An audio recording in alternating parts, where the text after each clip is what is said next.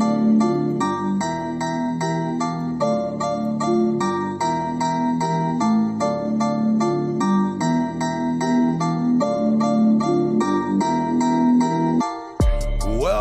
back to Cody Talks NFL, presented by Blitzalytics.com.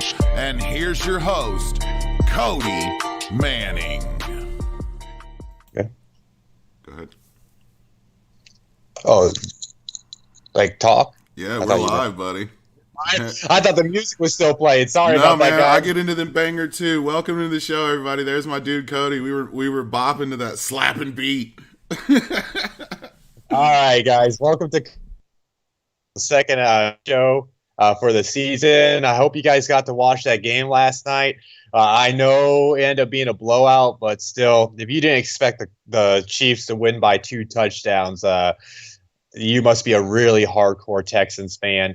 I'm gonna do these Friday episodes just like I did it last year. So to kind of remind you, or if you did not tune in last year, on Fridays I start off recapping, talking about last night's game.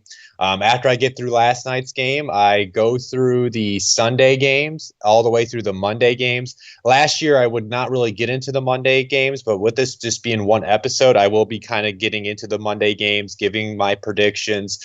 If there's any relevant news for the team I want to bring up, I will speak about that. And then other than that, I give updated practice reports through now, so you can kind of get an idea of who's kind of banged up heading into the matchup.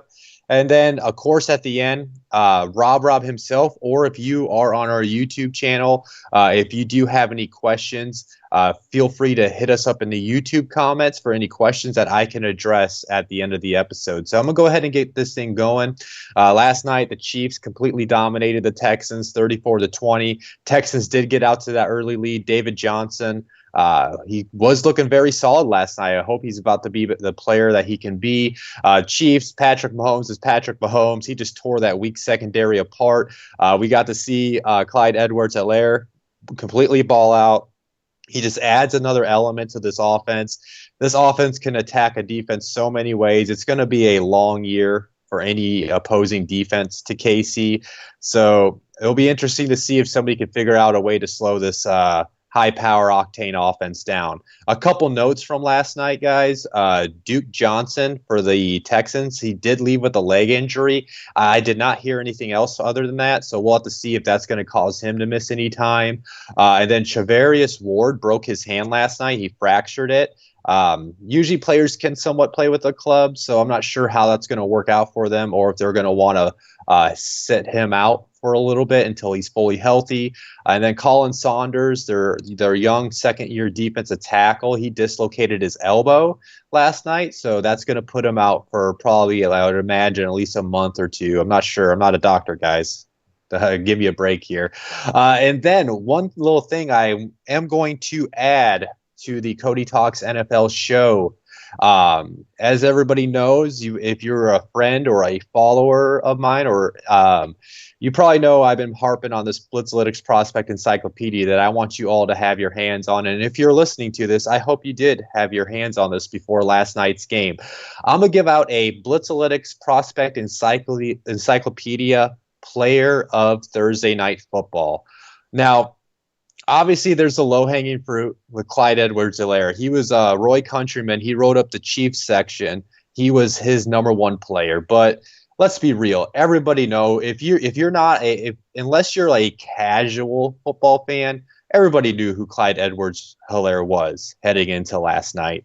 And the purpose of the Prospect Encyclopedia is we want you to be so knowledgeable. You know about everybody that's playing on the field that day.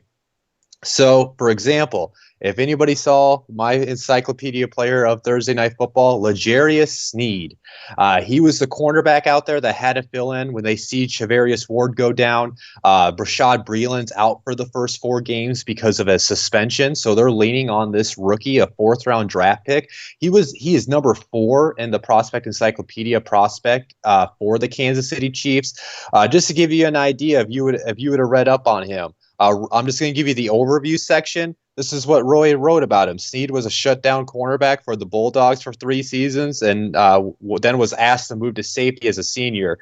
He was up and down at the safety position, but so it kind of dropped him to the 4th round. But Roy says his future lies on the outside, and his aggressive playmaking style could lead him to meaningful snaps in year 1, especially since the depth chart is lacking of high-end talent at the position. So, I mean, that's pretty spot on. If anybody remembers, he was a cornerback that made that pass deflection towards the end. And then when Honey Badger got the pressure on Deshaun Watson last night, he was the one that got the interception. And not only got the interception, he took it and got the Kansas City Chiefs in scoring position. So, again, that's why you guys want to get the book. So when L'Jarius Sneed makes a play, you can be the smartest person in the room, and you can already go tell your friends about that player. I'm going to go ahead and get it moving in. I'm going to start with the Sunday 1 p.m. games. The first game I'm going to talk about is Philadelphia versus Washington.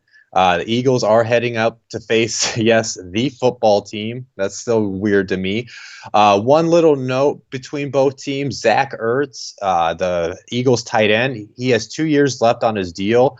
He's actually kind of frustrated right now with his contract talks. Recently, we saw George Kittle and Travis Kelce get new money. So he kind of wants to cash in right now. He wants to stay in Philadelphia, but he's not sure if the feeling is mutual. So it does sound like Zach Ertz's time in Philadelphia is kind of going towards the end. They got Dallas Goedert in there as well, the young tight end. And I don't know if it'll happen this year, but I would not be surprised if Zach Ertz gets traded and they try to get some compensation for him before his talent starts to drop off with his age, if they are going to move on from him. A couple injuries, or not a couple, there are some handful of injuries for both teams heading into this matchup. For the Eagles, Javon Hargrave has not returned to practice yet with his pectoral and hamstring injury. Alshon Jeffrey has not practiced with a foot injury. Derek Barnett. I'll go ahead and say this. These following 4 players for the Eagles have been limited: Derek Barnett, Lane Johnson, Miles Sanders, and Corey Clement. And then as far as the Washington football team, Thomas Davis hasn't practiced with a calf injury, and these following 2 players have been limited this week: Sadiq Charles and Kendall Fuller.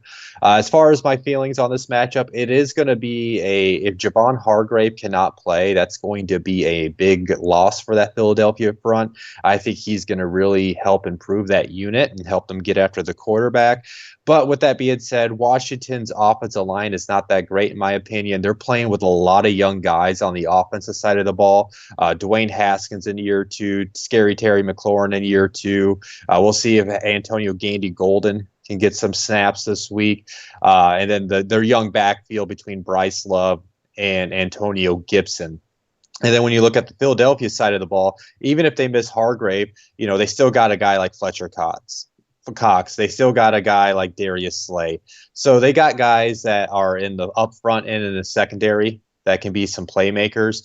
Brandon Graham can still get after the quarterback and create those sacks and turnovers. So I do think Philadelphia's defense has enough to handle the Washington offense. As far as the opposite side of the ball, Philadelphia, they're going to be out without Alshon Jeffrey, but they still got Deshaun Jackson. Jalen Reagor's practicing, so that's a good sign for that offense. They still got J.J. Arcega-Whiteside and other pieces within the offense. The tight ends I talked about, Miles Sanders, even though he's limited, I think he will play.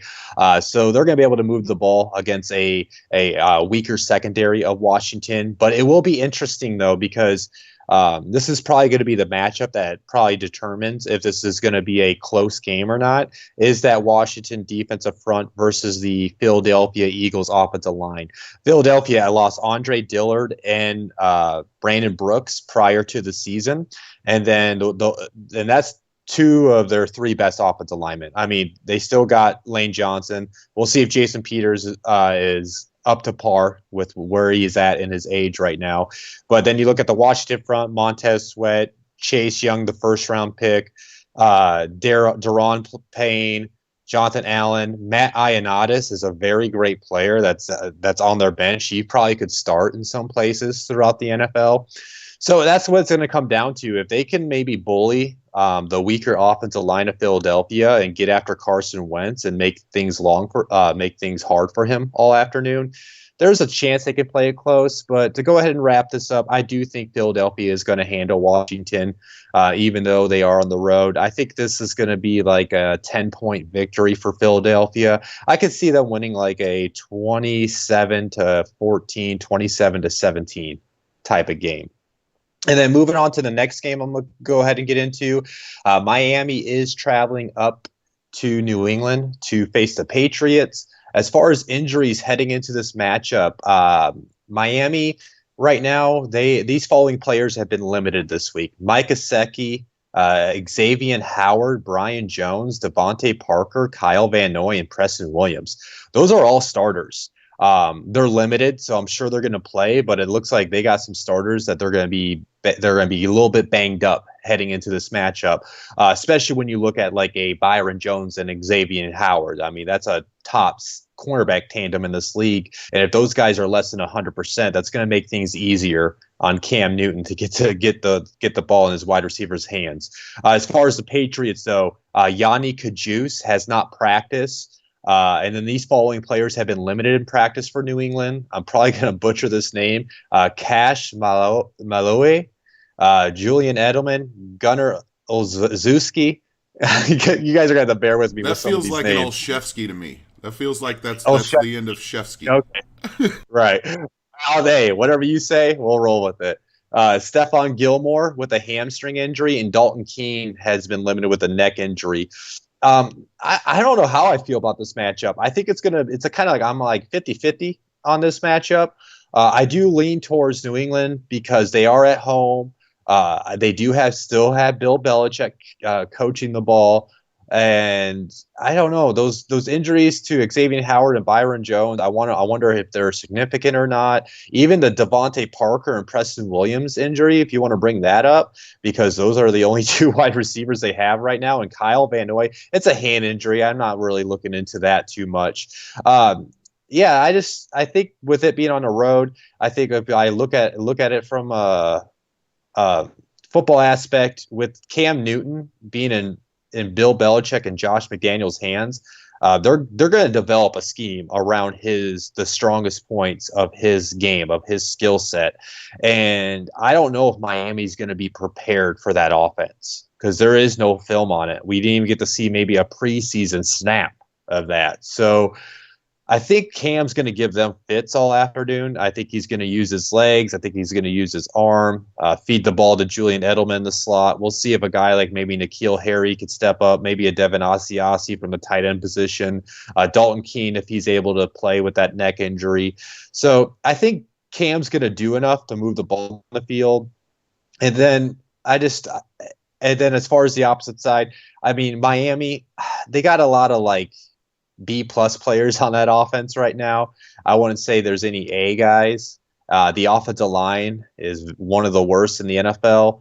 So guys like Chase Winovich, guys like Josh Uche are going to be able to get after Ryan Fitzpatrick. They still have, the McCourty twins in the secondary. Kyle Duggar is a guy I really like who is flashing in training camp. So I think they got enough in defense to make things difficult for that Miami offense.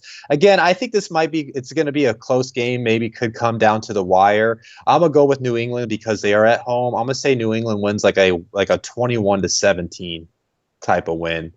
And then heading into the next game, I'm going to talk about the Green Bay Packers. They're heading to Minnesota to face the Vikings. One little note: Danielle Hunter, I think I put him as the top player for the Vikings in the prospect encyclopedia, if I remember that right. He was placed on an IR. He's dealing with a tweak to his neck. But the understanding is he's not expected to be out long. He should be back by week 4. If you're a casual NFL fan or if you weren't aware of the new rules, basically you can use the IR unlimited times this year. You can place a guy in IR and he can return after 3 weeks. So it's a way that you can move things around on the roster. If a guy's gonna, we see it every year, a guy's a week to week and he's out for 2 or 3 weeks, but he's still on the active roster. This is a way you can just open up a roster spot since they probably know that Hunter's going to be out till the end of the month, but it sounds like he should be back by week 4. Other than that, other injuries heading into this matchup, there's the Vikings did get a full practice then. They're going to be entering this matchup 100% healthy unless something happens in practice today. The Packers, Randy Ramsey has not practiced with a groin injury, and then these following players have been limited. Montravius Adams, Raven Green, and Billy Turner have all been limited. Heading into this matchup, it's going to be interesting to see how this plays out. We'll see if Aaron Rodgers is ready to go on a revenge tour. He has Devontae Adams. He can throw the ball to. Aaron Jones is still there. He hyped up Jamal Williams on the Pat McAfee podcast this week, so we'll see if he has a role within the offense. And then we need to see who steps up in that receiving corps. Is it Jay Sternberger? Is it Alan Lazard? Marquez Valdez-Scantling? Equanimous St. Brown? Who's going to step up in that passing game? Because they're going to need that not only for this game, but for, the whole season. And then you look at Minnesota's side of the ball, even though they don't have Danielle Hunter, they traded for a guy called Yannick Ngakoue. So I think they can deal without Hunter for a few weeks when they got another top 5 edge rusher in this league. They still got Eric Kendricks, Anthony Barr, Harrison Smith, and Anthony Harris. And the biggest key for, I believe, for Minnesota's success against Aaron Rodgers and the Packers offense will be the play of those young cornerbacks. Can Aaron Rodgers take advantage of a very young cornerback group? And it'll be on those young wide receivers stepping up. So it's a very interesting watch for me. I think that's where we're going to see who can win this game from, because other than that, like if you look at the Packers offense and the Vikings offense and the Packers defense, I think that's a pretty even matchup, in my opinion. I think both are mixed with solid players. Both are mixed with young players and solid veterans. I should reword that. So I think it's going to be a back and forth battle. I do think that the Packers linebacker core is kind of weak, so I think that's going to hold them back. It's going to open up lanes for Dalvin Cook. I think Irv Smith and Kyle Rudolph are going to have a big game, and I see this with it being at Minnesota. I think Minnesota is going to barely squeeze this one out. I think it's going to come down to a field goal, who has the ball last, and I'm going to lean towards Minnesota because they're at home, like I just mentioned. I'll give them I think it's going to be like a 31-28 victory. Hey, real quick before we move on, just some new whispers I saw on Twitter, and I'm curious to get your opinion. I heard the Packers still have a roster spot open. Do you think that could be for Clay Matthews? Bring him back? I mean, no. They already have Preston Smith and Zadarius Smith. And they invested that first-round pick into Rashawn Gary last year. So, I mean, if they're going to use that last roster spot, it needs to be for like a linebacker or maybe a receiving threat. I still think that's a spot Antonio Brown could go to. I do too. There's your answer, though, Packer Nation. So get off of it on Twitter. I'm tired of seeing it. All right, I'm going to get right back into this. I'm going to talk about my Colts heading to the Jacksonville Jaguars. One note, the Jaguars did place Divine Exigbu on the IR. Again, he is able to return in 3 weeks if he's healthy. But they did sign Dari Ungum Ball. I'm going to just call him Dari. I'm sorry. He's a Wisconsin back, but I could never get his name right. So yeah, they signed he was on the Bucs roster last year. He played some significant snaps. He's going to be like on a third down special teams type role for Jacksonville. As far as other injuries heading into this matchup, Quentin Nelson did not practice yesterday, but according to Colts beat writer Zach Keeper, that is not considered serious, so we'll have to see the final report today. But yeah, also Ryan Kelly's limited. Anthony Castano's limited. Justin Houston and Matthew Adams and Julian Blackman have also all been limited this week. And as far as the Jaguars, Tyler Davis did not practice this week. Now, if this was like any other team than the Jaguars, I probably would be more concerned about Indy's chances if with Quentin Nelson, Ryan Kelly, and Anthony Costanzo all being banged up heading into it. But at the end of the day, their offensive linemen, they're going to play through injuries, and I think they'll just be just fine.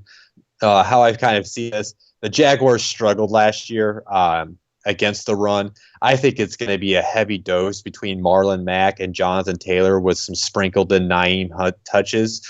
I don't even think they're going to really lean on Phillip Rivers. I think Phillip Rivers maybe gets a touchdown or two just because of off play action, off the running game, off getting them down the ball down the field. That Jaguars defense is just the interior of the defense is weak. They're depending on young guys on the edge between Josh Allen and Kalavon Chason. They do have some solid linebackers with Miles Jack and Joe Schobert, but you're asking for those guys to make all the plays when there's not really much you can depend on the interior of the defense against a very solid offensive line.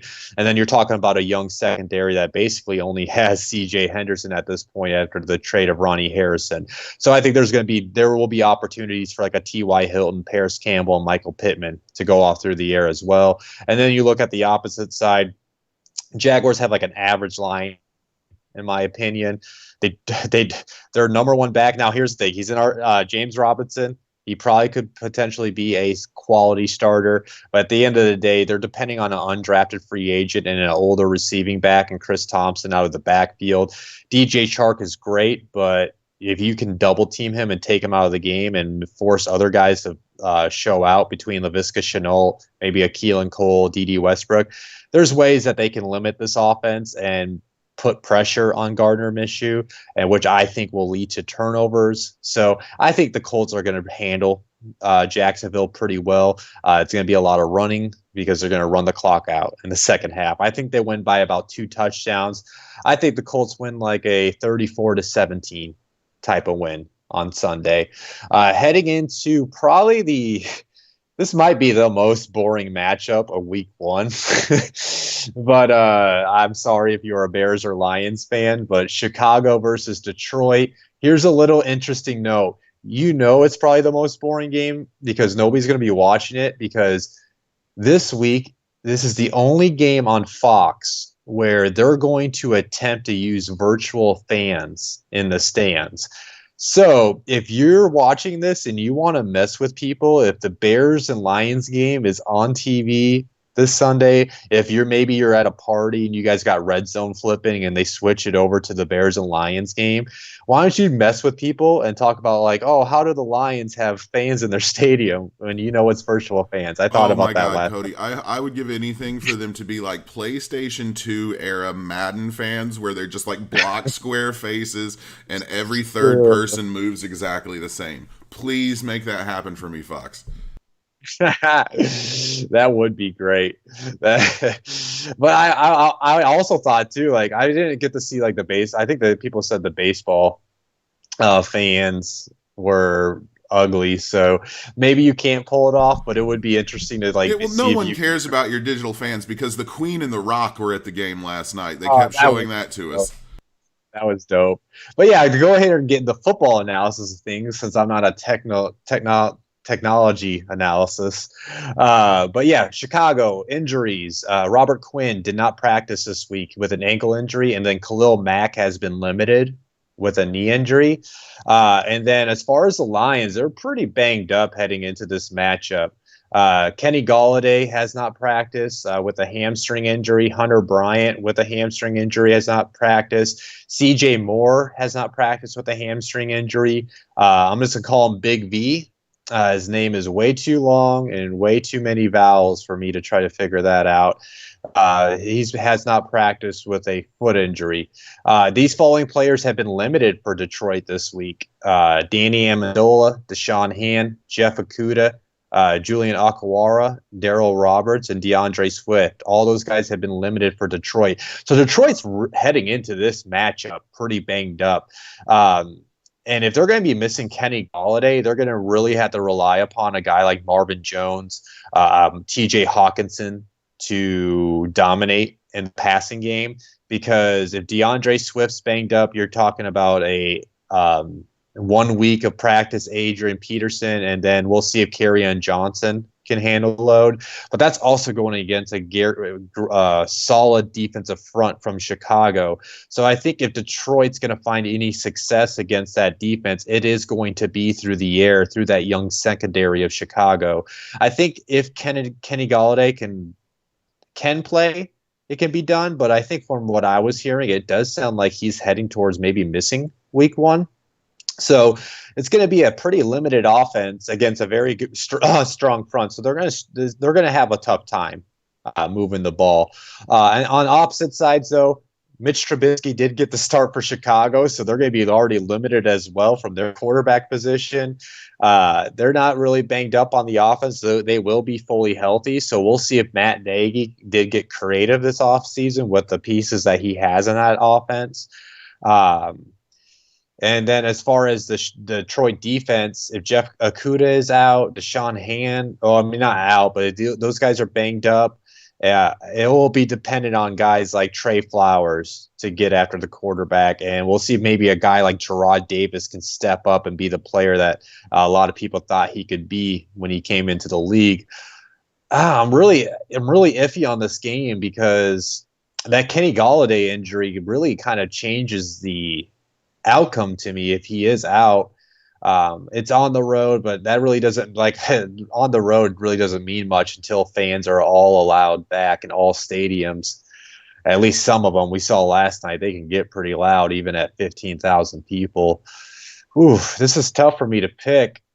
I've been wanting to go with Detroit all week because they're at home, but man, that they're pretty banged up heading into this matchup. So I think I just talked myself into the Bears.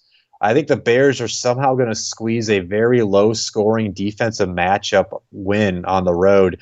I'm going to say the Bears win this game like 17-13 on Sunday. So I'm going to go ahead and get into this next matchup. Las Vegas is traveling out to Carolina. No news I wanted to bring up on either team. As far as injuries with the Raiders, Damon Arnett and Richie Incognito have been limited this week with injuries. And then with the Panthers, Dennis Daly has not practiced this week. And then Stanley Thomas Oliver has been limited this week. This game's kind of weird to me because I'm not sure how I view it. I kind of view teams are both the same. They're kind of right in that same realm. They're kind of just average right now until I see what they can put on the field. Let's just start with the Raiders offense, Panthers defense. Raiders offense, we'll see if Josh Jacobs can be the player he was right before he got injured last year. They're going to be really dependent on Bryan Edwards and Henry Ruggs to step up as rookies. Hunter Renfrow will work inside the slot. We'll see if Darren Waller can continue what he did last year. Their offensive line is great, but at the end of the day, I'm always going to point it to one guy with that offense. It's Derek Carr. Can he elevate this offense to the next level? Can he elevate his play to the next level? Is there even a next level to his play? So that's the key for them. But if he is, it's a perfect matchup because he's going against a very young team. You're talking about a team that's starting either rookies or second-year guys on the defensive front between Brian Burns, Eter Gross-Matos, and Derek Brown. And then they still got Shaq Thompson in the middle, and then a guy like Dante Jackson in the secondary with Trey Boston and Jeremy Chin. So this is a very young team. I'm interested in seeing how Matt Rule has his guys ready to play. Then switch sides of the ball for both teams. The Raiders, who's the playmaker in that defense? Is Max Crosby going to do what he did last year? I believe it. Most of the people in Blitz believes he will. Can Colin Flaro step up this year and get more sacks and be more productive? Is Corey Littleton going to deliver for his new team? Can Jonathan Abrams stay healthy and be that playmaker in the back? There are pieces there in that defense, but they all need to kind of gel together. The Panthers offense, though, can Teddy be the guy that moves the ball down the field? He has plenty of weapons between DJ Moore, Curtis Samuel, and Robbie Anderson, and we'll see if Ian Thomas can step up as a young tight end. Then again, he's got the Offensive Player of the Year, or should have been the Offensive Player of the Year from last year in Christian McCaffrey, Mr. 1,000 himself. So I do think they have enough pieces to move the ball down the field in Carolina, and I think there are some holes you can nitpick in this Raiders defense.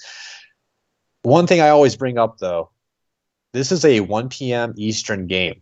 You're talking about a West Coast team traveling to the East Coast. I wonder if they're going to start off slow, the Vegas. No odds say, numbers say, stats say West Coast teams struggle with the 1 p.m. slot time. So I am going to lean towards Carolina. I'm picking the Panthers in this matchup. I think they win by maybe 4 to 7 points. I'm going to say Carolina wins a 24-20 win matchup. I think Carolina kind of gets out on them early. Raiders start off slow, but then they kind of work their way back, but they just kind of fall flat in the fourth quarter. Next game I'm going to talk about will be the New York Jets against the Buffalo Bills. One little note on the Jets, they did sign Alec Ogletree, the veteran linebacker who's been on the market since the Giants released him. They needed help in the linebacker core, but at the end of the day, he is a much older linebacker who struggles in coverage, but he's still a relevant name because there's not that many relevant names on the New York defense. As far as injuries heading into this matchup, with the Jets, these following players have not practiced: LaMichael Pirine with the ankle, Marcus May with the calf and ankle injury, Avery Williamson with the hamstring injury. And then these following four players have been limited for New York: Terrell Basham, Joe Flacco, Alex Lewis, and Denzel Mims have all been limited this week. And then Josh Norman for the Bills has not practiced. As far as this outcome, I really think Buffalo's going to handle their business against the New York Jets, starting with their defense. The Buffalo has so many ways to attack a front.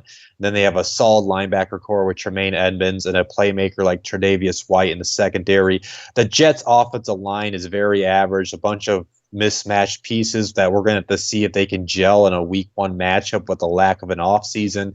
Denzel Mims is banged up heading into the matchup. It does look like they'll have Brashard Perryman back, but again, it's Brashard Perryman. It's not he's not a true bona fide number one wide receiver. And we'll have to see if Sam Darnold has taken that next step as a quarterback. I just wonder if the pieces around him will allow him to do that. I think the Buffalo Bills is going to make his afternoon and the rest of the offense's afternoon very problematic throughout the day. And then switch things around. New York's defense is really bad. I mean, it's awful. It's one of the worst in the league. I think Stephon Diggs is going to go off. I think Josh Allen's going to have a day. I think, even maybe a Dawson Knox and Devin Singletary. I think that they're just going to hit him with everything in that offense, and they're just going to go out to a big lead, and they're going to be running the clock by the fourth quarter. I'm going to say the Bills win this matchup. I'll say they win it 28-14. I say they win by 2 touchdowns. All right. Then heading into this next matchup on the first slate of Sunday games, I'm going with the Cleveland Browns. They are heading to Baltimore to face the Ravens. No significant news on either team. As far as injuries, the Browns are pretty banged up, missing some key guys. Mac Wilson and Greedy Williams have not practiced yet this week, as well as Kevin Johnson and Chris Hubbard have not practiced. And then these two players have been limited for Cleveland, MJ Stewart and JC Treader. And then the Ravens have had 4 players that have not practiced this week, between Justice Hill, Justin Madubuike, Chris Moore, and Tyree Phillips. As far as the outcome of this matchup, man, the Browns are just missing with the lack of Mac Wilson, Greedy Williams, and Kevin Johnson on that side of the ball. I just think they're going to struggle to contain the Baltimore offense. I think Lamar Jackson's going to have a day. I think they're going to be able to run the ball with a sprinkle of Mark Ingram and J.K. Dobbins. And then I just think you're going to see Marquise Brown probably get 1 or 2 50-bomb touchdowns because of the lack of help in that secondary. I just think it's going to be a Baltimore offense feast day. And then opposite as that, I think Cleveland will be able to somewhat move the ball, but I think they're going to struggle because that Baltimore defense is just so good right now between Calais Campbell up front, Matthew Judon, Patrick Queen, Chuck Clark, Marlon Humphrey, Marcus Peters. There's turnover opportunity. And then you're talking about J.C. Treader, their starting center, just came back to practice this week. They got Jack Conklin, who's a new guy. They got Jedrick Wills. These are all guys that are going to make their offensive line better as we get into the season. I just wonder if the lack of continuity throughout training camp is going to show up on Sunday, and there might be some miscommunication, which leads to potential sacks.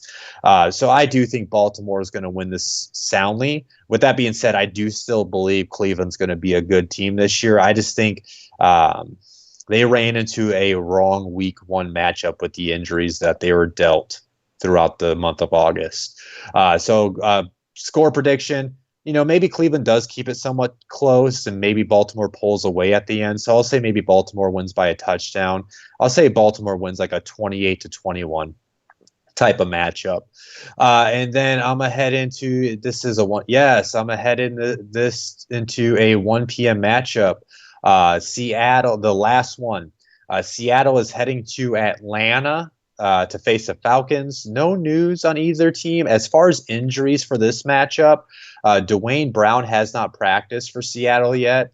The following players have been limited for Seattle: Cedric Ogabue, Philip Dorsett, Will Dissly, and Jamarco Jones have all been limited this week. Following 3 players for the Falcons have not practiced: Marlon Davidson, Kendall Sheffield, and Charles Harris have not practiced. And then A.J. Terrell has been limited. As far as this matchup, this is a pretty interesting matchup because, I want to see if Atlanta's offense can be what I think it could be if the offensive line is better this year. I want to see if Todd Gurley is going to take a full workload in Atlanta. He will. I'm sure Julio Jones will be Julio Jones, but everybody knows I'm a year 3 guy, so I'm excited about Calvin Ridley. I want to see what he can be. I was a believer in Hayden Hurst. I'm not afraid to admit that, but he's been a letdown. So with him filling the role of what's that guy? The guy Ty Hooper. With him filling his role, Austin Hooper's role, I want to see how he can look in this offense, and then I want to see if that young offensive line has gotten better through the shortened training camp, and then also on the Seattle defense, who's going to be the edge rusher for them? Is Jordan Brooks ready to deliver on that first round pick? I want to see Jamal Adams and how he's being used. I want to see the secondary because I do think Seattle's secondary can be great.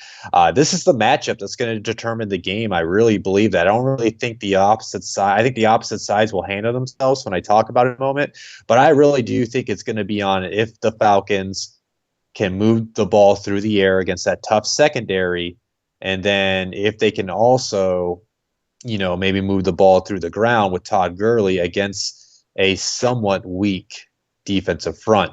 Opposite side, though, you got Russ. He's going to cook. I hope they let him just cook from the beginning anyways. They got DK Metcalf, Tyler Lockett. We'll see if Will Dissly's good to go. He's been limited, but they also have Greg Olsen in the tight end room and a handful of running backs that they can use. It'll be on the play of their offensive line as well, though. They have Dwayne Brown, who hasn't practiced, but he's like 35, 36 at this point.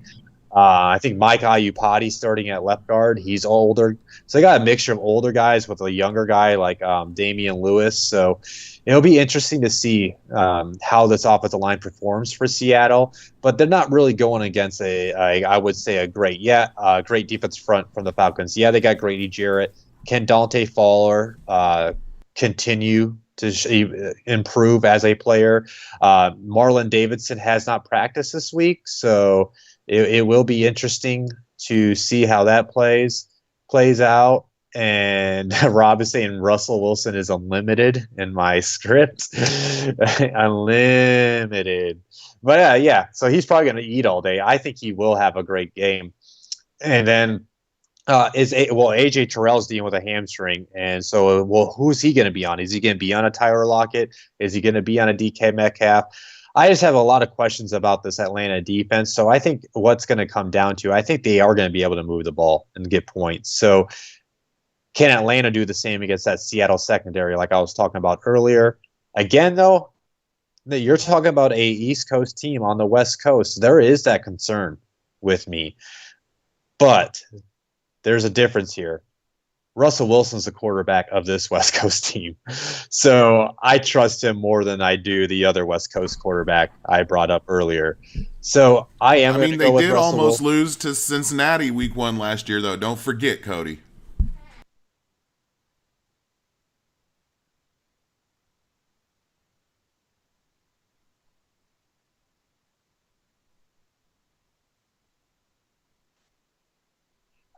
We are back. We lost you for a second there, Yep. though, Cody. It No, literally for about 5 seconds. I don't know what happened. My power just flashed on Well, the, Cody and now lives it's in back. Florida, for those that don't know. So, Florida does crazy weather stuff. So we're just going to chalk it up to Florida weather. Let's That's do that. ridiculous. All right, so I'm gonna keep it moving.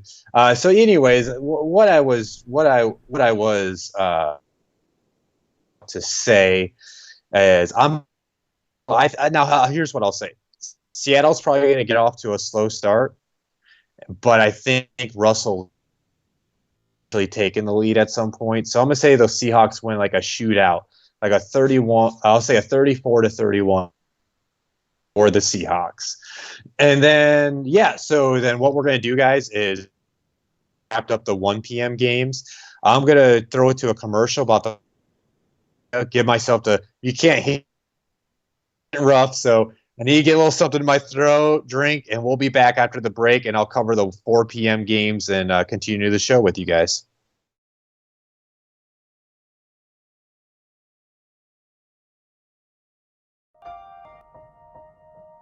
For over 100 years, the story has been written, ever changing and growing with each new chapter.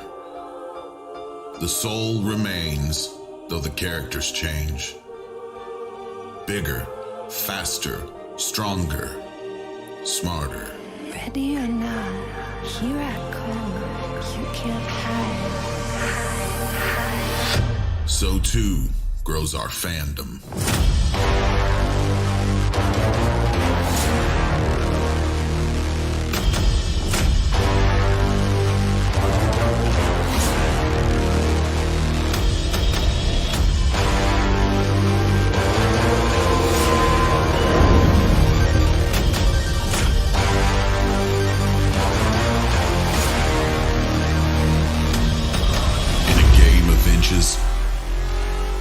Start miles ahead.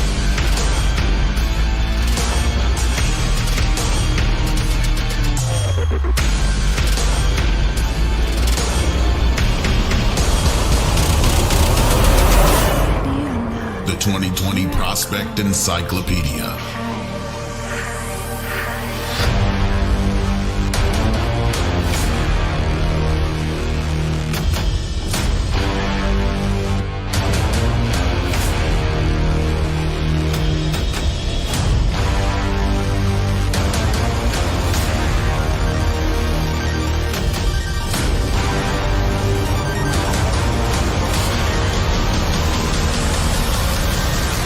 This September, available on Amazon.com, BarnesandNoble.com, and Blitzalytics.com.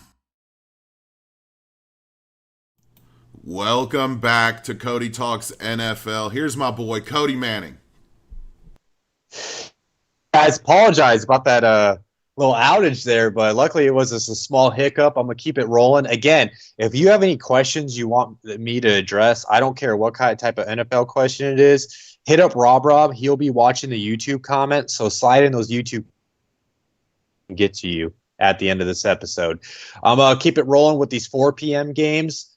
First game I am going to talk about is the Chargers at the Bengals. As far as no news for either team. Injuries heading into this matchup. Mike Pouncey has not practiced with a hip injury. And then these two players have been banged up for LA. Mike Williams and Brian Bulaga have been limited this week. And then as far as the Bengals, these two players have not practiced. Geno Atkins and Sean Williams have not got a practice in. And then Mike Daniels and Darius Phillips have been limited this week. This is a very intriguing matchup to me because it is Joe Burrow's debut. He has tons of weapons he can spread the ball to, but that Chargers secondary is pretty good with Casey Hayward and Chris Harris Jr. We'll see if Nasir Adderley can step up this year. And then I think what that type of matchup is going to actually come down to is how is Jonah Williams going to look in his first real NFL action? How's that rest of the offensive line going to look? Because it's very me.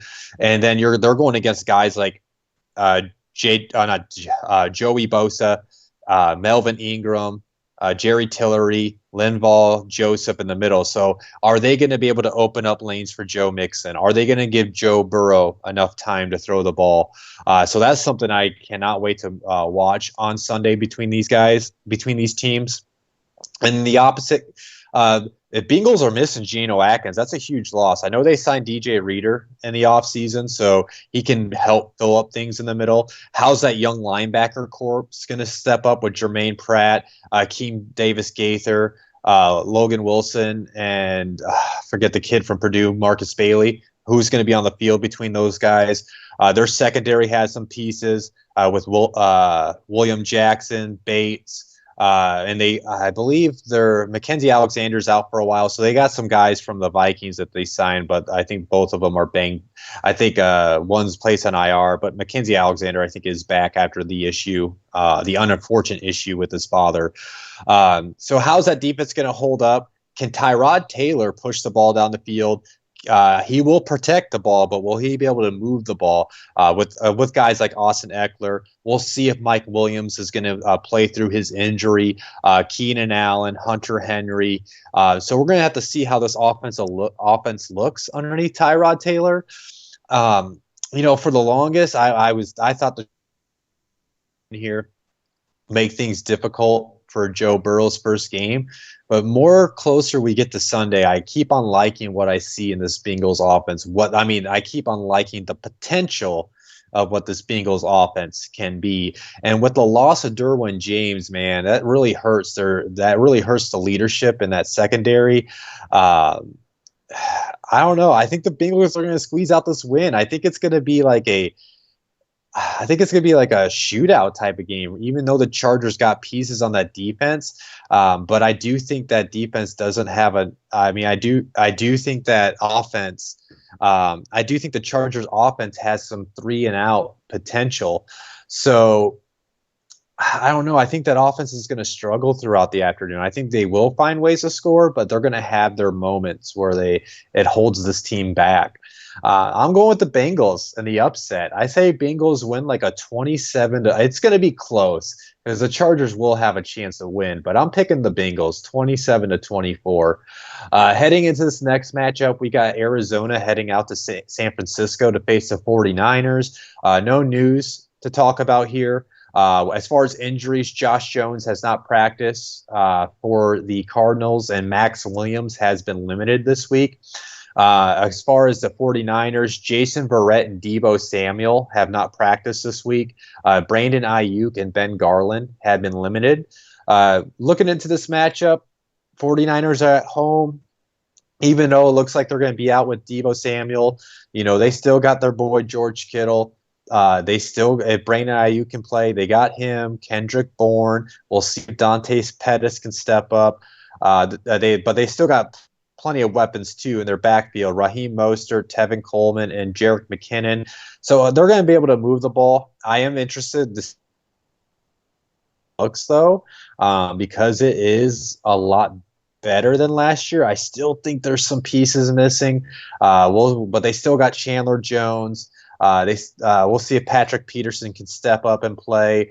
My guy, I can't wait to see on the field is Isaiah Simmons. I wonder if they're going to match him up on George Kittle. That's the matchup I want to see. But I still think the 49ers are going to be able to move the ball in the run game against the Cardinals, and that's going to allow them to find scoring opportunities throughout the matchup. Moving to the opposite side of the ball, well, let's see what this offense looks with Kyler Murray in year 2. They got their man DeAndre Hopkins. Larry Fitz is still there. Christian Kirk, Andy Isabella, Kenyon Drake in the backfield, as well as Chase Edmonds. But I said this all offseason in our Blitzalytics on the Blitzalytics podcast network throughout multiple podcasts. My biggest concern is that offensive line. How well are they going to hold up? Is Nick Bosa and Javon Kinlaw going to eat up that offensive line and get after load the pocket from the inside and the outside and make things difficult for him all afternoon. They still got Richard Sherman, Jaquiski Tart in the secondary. One of the better linebacker cores with Quan Alexander, Fred Warner, and Dre Greenlaw.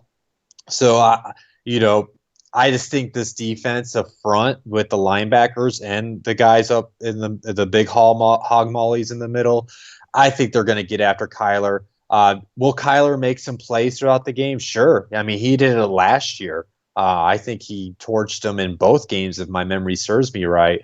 But I think at the end of the day, the 49ers are just going to handle business to start the season. I think Kyler and the offense keeps it interesting because of their electricity. So I'm going to say 49ers win like a 28-24 type of win. I do think maybe like the 49ers get out to a big early lead, and then like Kyler kind of leads them into a comeback, but falls short right before the end of the game. Then I'm going into the last 4 p.m. game, the one that everybody's going to have their eyes on when they're being played. Tampa Bay Buccaneers against the New Orleans Saints. No new news notes on this matchup.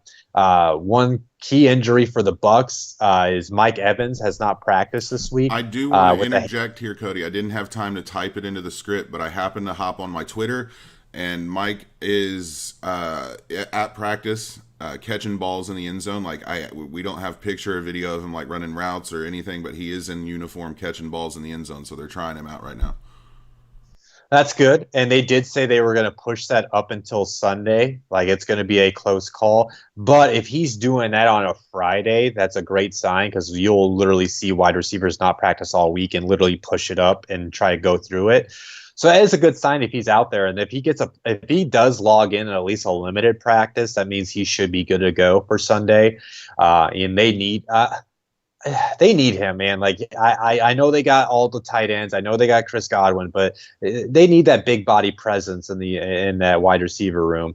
Because if he's out, they just got Chris Godwin, Scotty Miller, Justin Watson, and then Tyler Johnson, who didn't practice all year. All August. So that's a lot to lean on without Mike Evans. And then the Saints, though, Marcus Davenport and Cesar Ruiz have not practiced so far this week. Those are two young pieces on their offense and defensive fronts. And then PJ Williams has been limited.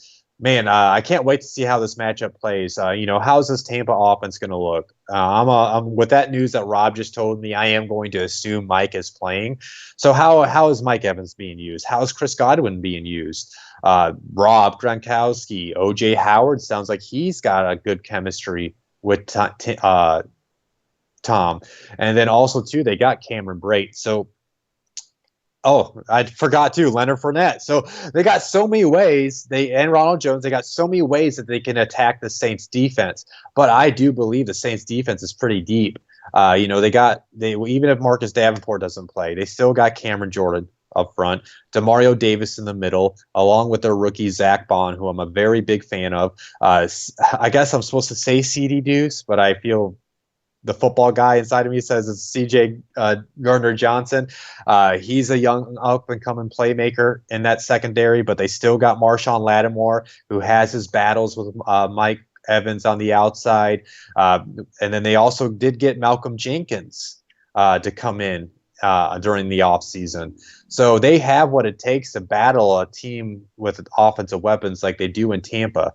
I think it's going to be a back and forth matchup between both units. I think, you're going to get those drives that Tampa just marches down the field like it's nothing and scores. But then I think you're going to also get those drives where, Cameron Jordan's getting the Tom, he's getting underneath Tristan Wirfs, the rookie offensive tackle. So I think it's going to be a back and forth, blow for blow between those units.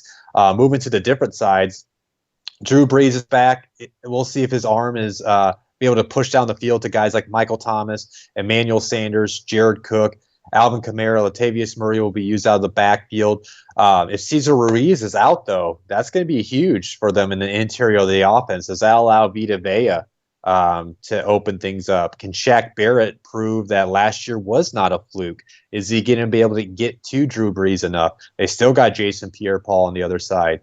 Are Devin White and Levante David, they ready to be the best fly playmaker and linebacker duo in the league?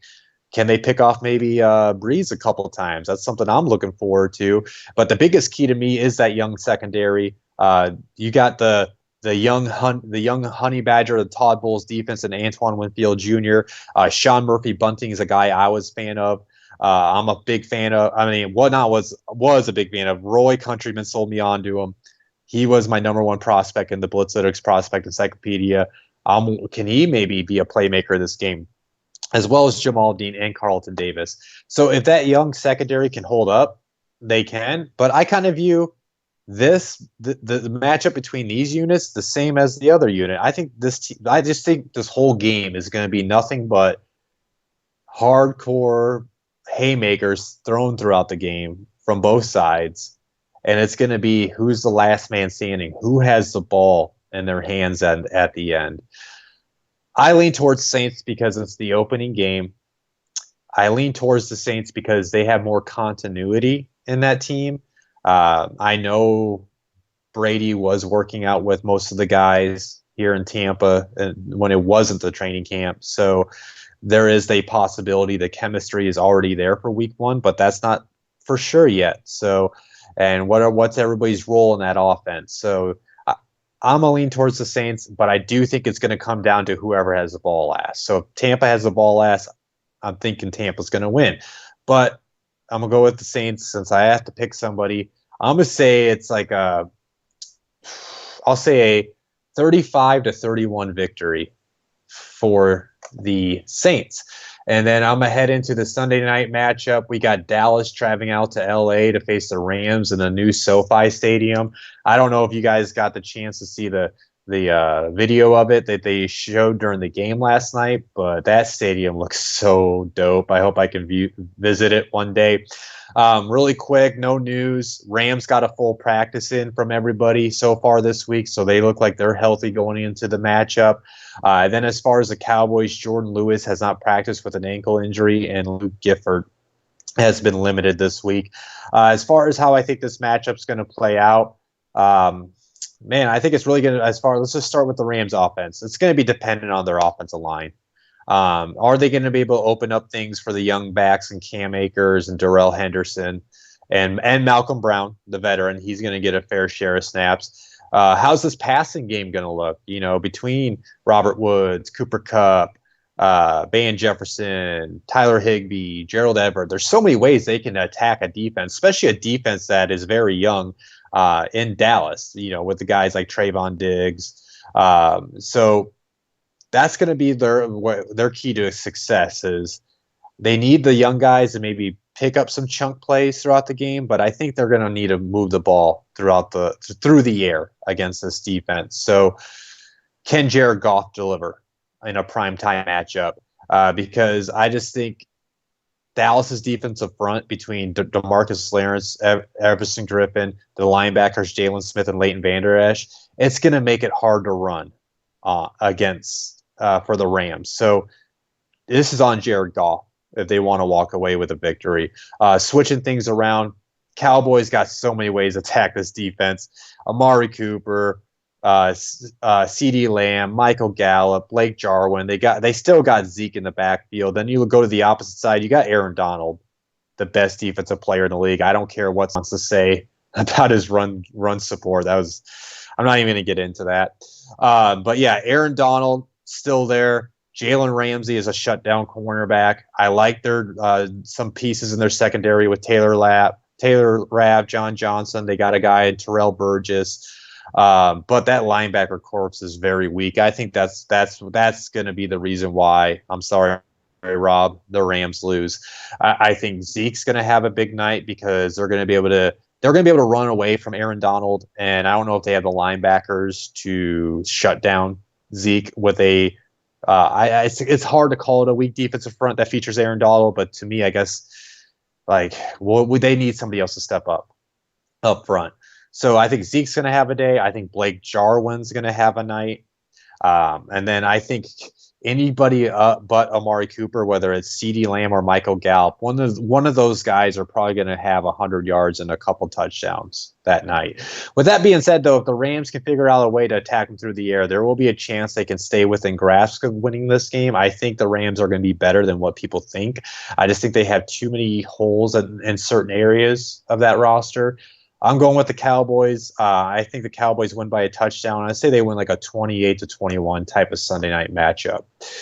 And then I'm going to head into these Monday night games, by the way. It's the week 1 of the season, guys. So we actually get 2 Monday night matchups. And now I am going to go over these practice reports, but I want you to keep in mind with the Monday night matchups, this is one practice. And I don't really read into the day 1 practices and missed practices. I started to read into that between day 2 and day 3 of the practices. We won't know really more about these injuries until tomorrow afternoon on a Saturday. But I'll go ahead and get into these. Steelers, David DeCastro and Deontay Johnson missed the first practice of the week. Marcus Golden missed the practice for the Giants. The following 4 players were limited yesterday for the Giants. Adrian Colbert, Tay Crowder, Golden Tate, and Levine Toyola. And then as far as this game, though, man, if David DeCastro misses, that normally would be a big loss for the Steelers, but it is the Giants. So I think the Steelers, even if they were to miss him, Deontay Johnson is a solid guy, but they have plenty of options in the receiving game. So if he has to miss one game, I think the Steelers can afford it. But yeah, as far as this matchup, I'm ready to see what Big Ben looks like. I am one of those guys that have my doubts that Big Ben's going to be the same player. I am one of those guys that have my doubts if Big Ben's arm's going to sustain for a 16-game period.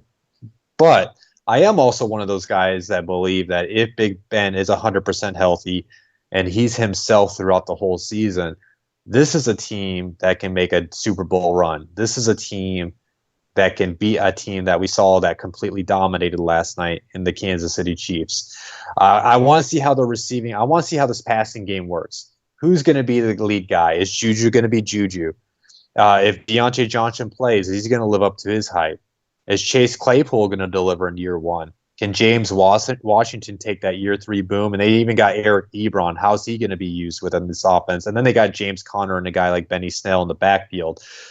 A lot of ways this offense can attack a weak defense in New York. New York's secondary is very weak after the losses of Xavier McKinney. They did sign a good guy in Logan Ryan. They got Julian Love back there. But I don't think that's enough to slow down this high power potential of the Steelers' offense in the passing game. A lot of missing pieces on this Giants defense. I do like, they got Leonard Williams and the big boy from Clemson, Dexter Lawrence in the middle. But who's going to be that consistent pass rusher for them? I think the Giants defense is going to struggle all night, and I think Pittsburgh scores a lot of easy touchdowns throughout the game. Switching things around, Steelers got a lot of playmakers on that defense between T.J. Watt, Cameron Hayward, Devin Bush. They got Mike Hilton working in the middle of the defense. They still got a guy like Joe Hayden and Minka Fitzpatrick. And then the Giants offense, though, I've been adamant. I'm a believer in. I wasn't a big believer of Daniel Jones in the draft process. He showed flashes to me last year where I kind of believe into him. I like his weapons between Evan Ingram, Golden Tate, Sterling Shepard, Darius Slayton. Of course, they got Saquon Barkley. I have high expectations for Saquon Barkley this year. But, man, they're probably going to be dependent on a 2 rookie tackles, a very young offensive line. So how is that communication going to hold up in week 1 with the lack of the offseason? How is that young offense going to be able to handle smart veterans that the Steelers have lining up across from them? Because of that, I think it's going to make the life difficult on that Giants offense. I do think the Steelers handle business. I think they're going to win I'll say like a 31-14, 31-17 type of win for the Steelers. And then I'm going to move into the last matchup of week 1. This is a couple injury notes. In case you guys did miss it, Von Miller for the Broncos, he had surgery on a dislocated tendon. He's out for several months, which means he's likely going to miss the season for the Broncos. And then the Broncos had a scare in their first practice yesterday. Cortland Sutton, their promising wide receiver, he left practice with a shoulder injury, but it sounds like it's an AC joint sprain, so he's day to day. I'm sure he might not practice today, so watch the practice report for tomorrow and see if he's able to play on Monday, especially if you're like me and you own him in a couple fantasy leagues. Just let's go ahead and get into the injuries for either team. Since I already brought the Broncos, I'll stick with them. Mark Barron missed the first practice of the week, and the following guys were limited in the first practice for Denver: Bradley Chubb, Graham Glasgow, KJ Hamler, and Albert O. And his name's not Albert O, it's something else, but that's what people call him because people like me can't pronounce his last name. Okwebunam. There you go. I think Roy taught you well, Rob. Yes, he did.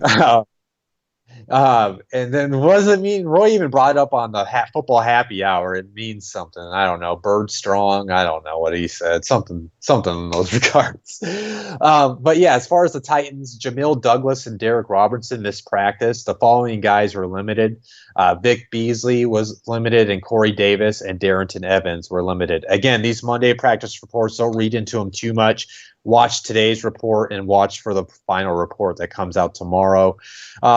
Man, heading into this matchup, I was kind of leaning towards the Broncos but Von Miller's hurt. We'll see if Cortland Sutton can play. If Von Miller's done for the season, Cortland Sutton's hurt. We'll see if he'll be able to play. But let's just start with Denver. Denver's offense. How's that offensive line going to look? Graham Glasgow is a key. I won't say a key part, but he was a addition via free agency to help improve that offensive line. He's already limited. So how's the offensive line going to look? Has Drew Lock taken the next step as a quarterback? He has plenty of weapons, assuming Cortland Sutton's on the field, assuming KJ Hamler and Albert O are on the field. But they also got Noah Fant and Jerry Jeudy. But I feel like this offense right now is a little too young to deal with this defense that they're about to face. This defense has a up-and-comer, probably going to be a household name at some point in Jeffrey Simmons in the middle of the defense. They signed Jadeveon Clowney last week, so that offensive line is going to struggle with those two guys. I love Harold Landry coming off the edge, so he's probably going to get after Drew Lock. I wouldn't be surprised if he has 2 to 3 sacks in this game. And then I'm a big Rashaan Evans guy. So I think he's going to take the next step as a player. Their secondary, I do want to see how the secondary works. They have a top tandem in Kenny Vaccaro and Kevin Byard, but I want to see how these corners work. Adoree Jackson needs to take a next step as a player. Malcolm Butler has been, I guess you could call, a letdown since he went to Tennessee. And then they got one of my draft favorites in Christian Fulton. So I want to see how that secondary lines up. They have enough pieces to slow down those young offensive weapons in Denver. I do think if everybody is healthy heading into the matchup with Denver, I do think they'll have enough pieces to maybe make some splash plays here and there, get on the board. But I do think Tennessee's defense is going to make it difficult for them in a week 1 matchup. Flip the sides of the ball. Denver's defense, with the loss of Von Miller, Bradley Chubb's banged up. I mean, I know they got Jarrell Casey's going to try to get some revenge. I just realized that. Jarrell Casey revenge game. They got Alexander Johnson in the middle, and they got some guys in the secondary too. AJ Bouye is a guy I've always liked throughout his career. But I just think with the loss of Von Miller, it's going to really hold back the leadership on that defense. I don't know who I can point to and say who's the leader of the Denver defense. Tennessee's running it back this year. Even though I believe they're somewhat capped, I don't see how they're going to take the next level as an offense, but they still got A.J. Brown entering year 2. Derrick Henry's still there. That offense moves with him. We'll see if Janu Smith is going to step up from the tight end position. And then other than that, I need to know who's going to be the other guys in this offense. Corey Davis, again, like always, he's on the injury report. I couldn't name really off the top of my head unless I open up the prospect encyclopedia who's on that Tennessee offense. I do like Darrington Evans, but he's banged up too heading into this offense. But I don't know if he's going to be in a limited role with him being a rookie and with them having a highly paid running back in front of him. So with that being said, though, I think the offense is going against a prime matchup right now with the banged up defense in Denver. I think they're going to be able to move the ball. I think they're going to be able to find ways to put up points. I think this will be a low-scoring win, though, for Tennessee. I think it'll be like I'll say like a 20-14 type of win for Denver. But, I mean, not Denver. I totally worded that so bad, guys. I apologize. That it's going to be a low-scoring win for Tennessee.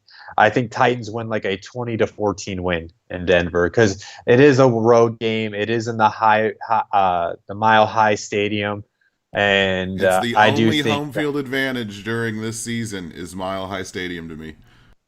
And I think they do get like 5,000 fans too. I think if I remember seeing that right. I think Denver is one of the 6 teams that'll have fans in stadiums this weekend.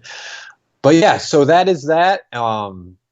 That's the episode. So let's see, Rob, do you or do we have any? We both have questions. I have a question for you too, but let's start with the YouTube chat where KG, shout outs to Kevin Garnett. I hope it's the real Kevin Garnett. It's probably not the real Kevin Garnett. KG asks, should I trade OBJ for Lamar? He gives some context by saying his wide receivers are currently Devontae Adams, Odell Beckham Jr., Hollywood Brown, and Will Fuller, and his current situation at QB is Cam Newton and Brady. So should he, in that situation, look to trade OBJ for Lamar, even if the guy takes that deal? Like, I'm not sure he would, but... Yeah, so we're going to fantasy. Fantasy time, here. Yeah. Speaking of fantasy, I'm gonna kick your ass this week. Yeah, I can't wait for that. So answer the dude's question. I mean, yeah, if you can straight up trade OBJ for Lamar Jackson, yes. Like, you have Devontae Adams. You already have a wide receiver 1. And then you have Hollywood Brown. So you're talking about fantasy love. If you want to know what fantasy love is, to me, that's when 2 players on your fantasy team connect on a touchdown. So you're getting double and up on the points. And then you got Will Fuller, who, when he is healthy, he produces. We saw it last night. He got plenty of targets from what I saw. I don't have the stats in front of me, but I'm pretty sure he put up a quality fantasy night last night. And that was on a down offensive night for the Houston Texans. And then you got if you Cam Newton and Brady are your quarterback, one of those guys are going to be able to work out for you at some point this season. You can maybe even flip-flop and play the matchups between them both. So, yes, if you're trying to trade OBJ for Lamar Jackson and that guy is going to pull the trade, I say go for it. I just think that the guy that has Lamar is probably going to end up asking you for more. So what are you going to end up giving up? Is there any other questions? Deal.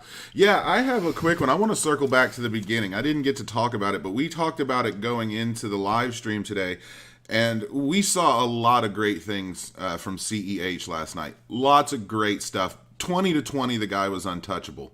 But he had, like 15 cracks at the end zone.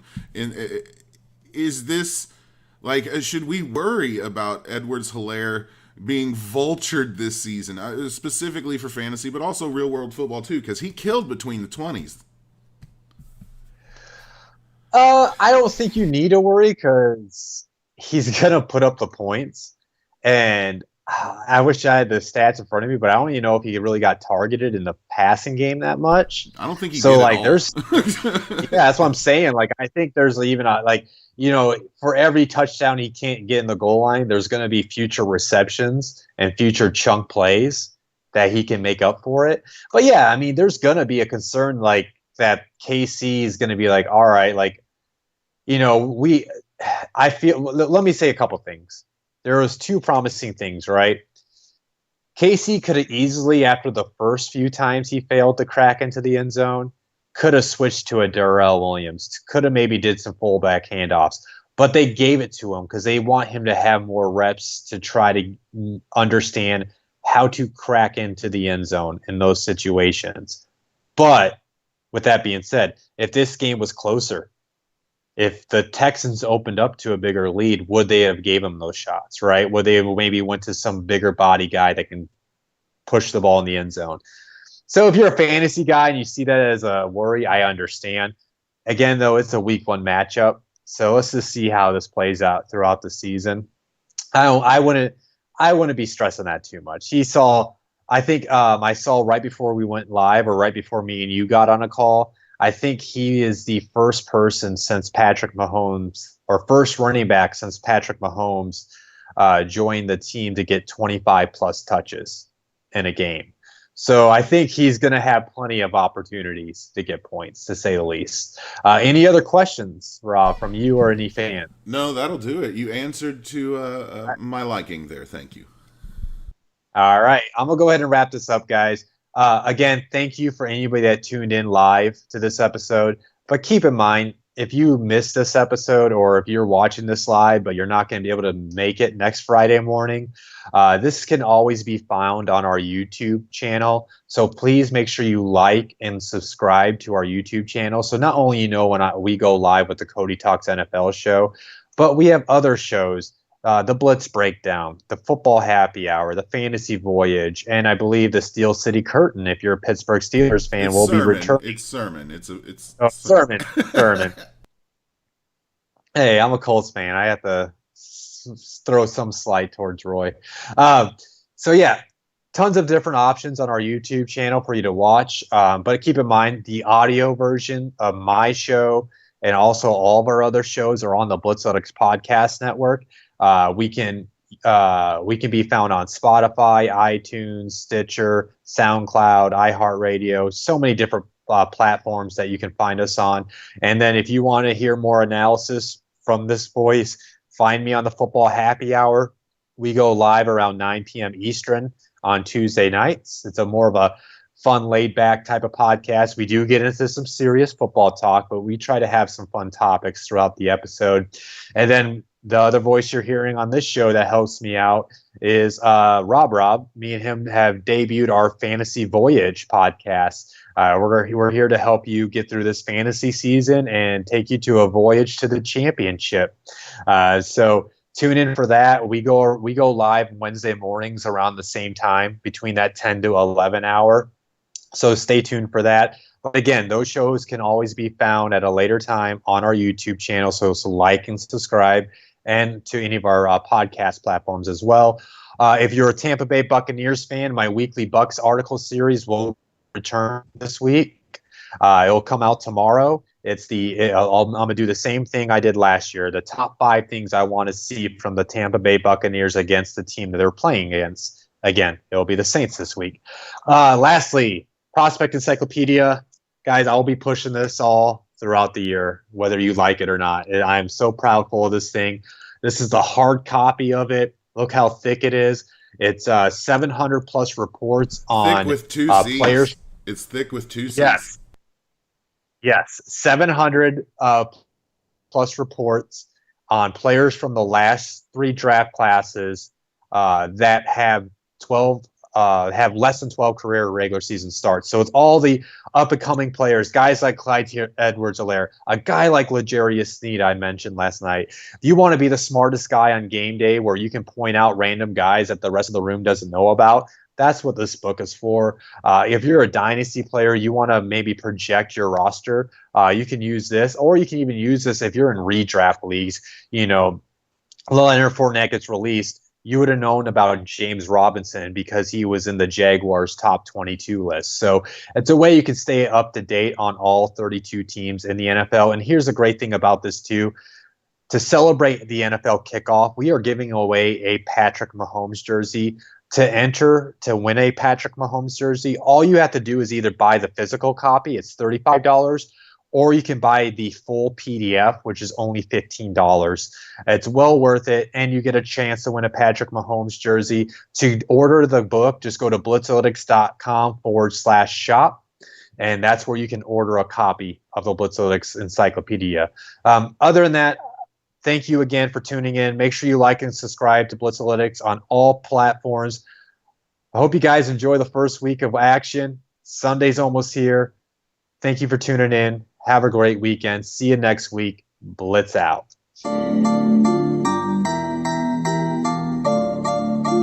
Thank you for watching Cody Talks NFL, presented by Blitzalytics.com. As always, hit that like and subscribe button, and then hit that bell notification icon to stay up to date on all things football.